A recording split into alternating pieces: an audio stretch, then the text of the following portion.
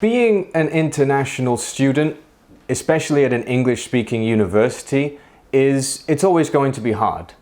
You have to go to lectures where the lecturer might be really difficult to understand. Maybe they speak with an accent that you're not familiar with. Maybe they just speak really, really fast and then you can't really understand what they're saying because they're speaking so fast. That's a big problem.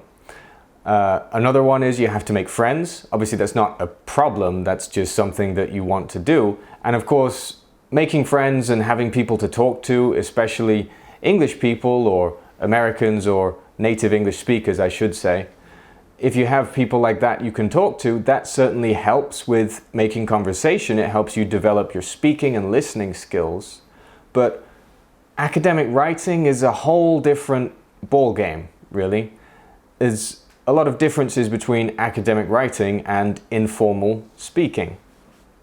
Academic writing is its own challenge with its own set of rules. It has its own quirks and unique things that you really need to learn in order to be able to do it properly.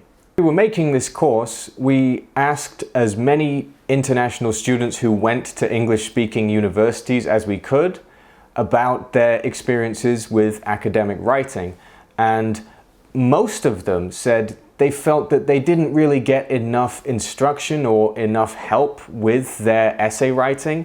Some of them said they didn't really get any at all, and that's part of why we decided to put all of the details that we put into this course to help you get a comprehensive idea of everything that goes into writing a great essay. As a student at an English-speaking university, we can assume that your general knowledge of English is already pretty good. At least, certainly good enough to hold a conversation, and you can probably write pretty well already. That being said, when it comes to academic writing, writing essays or reports or anything like that, there are a lot of unique rules and special difficulties that international students in particular come into contact with.